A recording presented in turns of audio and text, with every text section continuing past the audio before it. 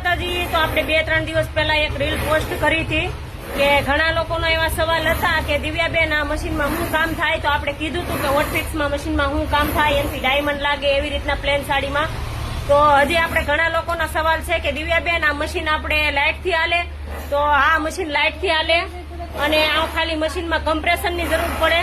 અમુક એક મશીનનું કમ્પ્રેશન આવે, અમુક 2 મશીનનું કમ્પ્રેશન આવે। અત્યારે અમારે ત્યાં છે એ આપણે 5 મશીનનું કમ્પ્રેશન છે, જો ઓલું પીળું પડ્યું છે એ અત્યારે એ મશીનથી 5 મશીન ચાલુ છે, અમારે ત્યાં 5 મશીન હાલે।